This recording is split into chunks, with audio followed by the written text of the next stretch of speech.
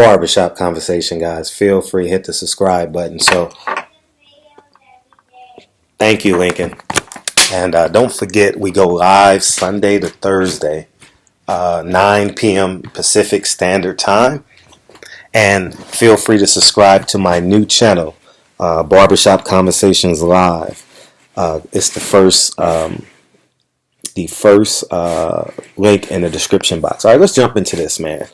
Sergey Kovalev is back at it again. Shout out to Black Fight Fan, everyone's favorite journalist. And expect me to cover this fight now. Expect me every day to shed light on this subject, man. Sergey Kovalev is a demon. Sergey Kovalev is a man that should be locked up. Sergey Kovalev is a man that should not be admitted into America to retrieve and earn American dollars. And why? I mean, there's a multitude of reasons why this has such irony. First of all, he's promoted by Kathy Duva, who brags and boasts about having an all-female staff, which she does to her credit to her.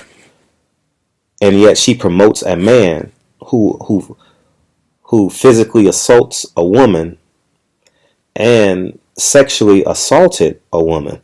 And the court documents prove it. These are actual statements from the court documents. And I think the boxing world needs to make light of this. I'm going to stay on this story, man, because it's very, very important, because we all know how we've been demonized. We all saw Keith Idec use an Adrian Broner picture when he was talking about Sergey Kovalev assault cases. We all saw Michelle Beadle at ESPN attack Floyd Mayweather on his assault cases. But yet, ESPN, who's basically the lead promoter, Top Rank ESPN and Kathy Duva, main event Kathy Duva, is promoting a man who should not be in a fight. He should not be fighting for a belt. You know, all sanctioning bodies, WBO, WBA, IBF, WBC, should, I don't know if those belts are on the line, obviously, but I'm saying if they are, I know the WBO belt is on the line. Well, yeah, 175, the WBO belt is on the line. Should not condone this type of behavior outside of the ring. And I'm going to read you a passage from what transpired. Kovalev turned to Jamie and punched her with full force directly in the face, one time with a closed fist. Kovalev and friend immediately ran to their vehicle and drove away.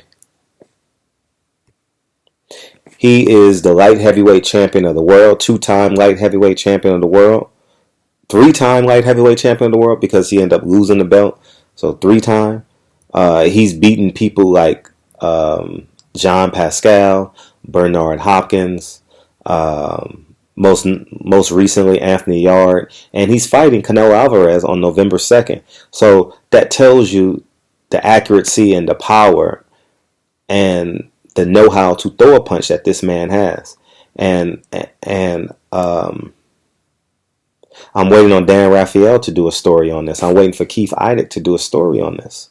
You know, it's just imperative that we bring light to it. I'm asking everyone that has a media platform, I will gladly email you these court documents so you can read them for yourself. Don't take my word for it. Read this for yourself and apply the same pressure and have the same expectations they have of us to be a journalist and of themselves to be a journalist. You know, if we want to call this the fair and balanced show, but Jamie, the young lady Jamie, needs to have her voice heard. Everything Sergey Kovalev did in these court documents and on this day was premeditated. The man bought condoms and illegally jumped into Jamie's car. The man bought condoms, got kicked out of her car, and followed her to her house illegally. breaking and entering, trespassing, assault, sexual assault. There's so many charges that could be had that I don't know of. I'm not the law, and I think it's incredibly important that we shed light on this subject. Sergey Kovalev hit a woman as hard as he hit John Pascal, as hard as he hit Alvarez, as hard as he hit Bernard Hopkins, and yet Dan Raphael, Keith Idec, and Lance Pugmire, Mike Coppinger, and the list goes on and on and on of these journalists who are not bringing light to this subject. And I'm going to apologize in advance if you didn't know about it, but I have the court documents. I will gladly email you these court documents, because this man is fighting on November 2nd, about to take $10 million and go back to his country. You understand what I'm saying? He has a court date November 25th, but it needs to be, the boxing fans needs to read these court documents, and it's just a sad truth, man.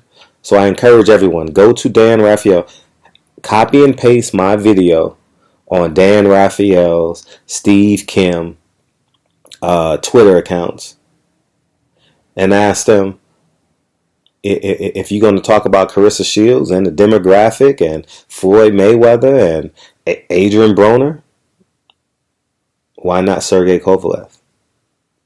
And we got to ask the Andre Wards, the Timothy Bradleys, the Mark Kriegels, the Joe Tessitors, and the list goes, the Bob Arams, the list goes on and on.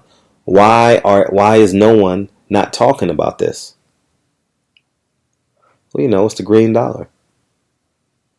I'm going to stay on this topic.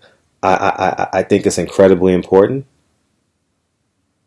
and but expect me to cover this fight now, from this perspective, from this vernacular, from this point of truth, and he should not be fighting. So, anyways, man, barbershop conversations. Feel free to hit the subscribe button. Do not forget. Sunday to Thursday, we go live 9 p.m. Pacific Standard Time, 12 midnight Eastern Standard Time, and Dallas time, 11 o'clock.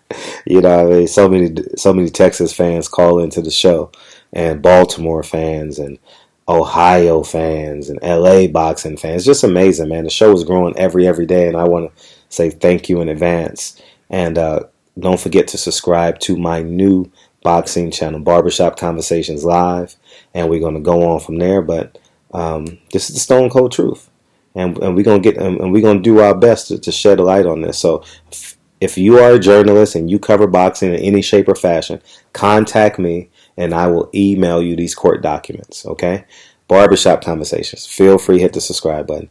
I'll talk to you guys soon. Peace.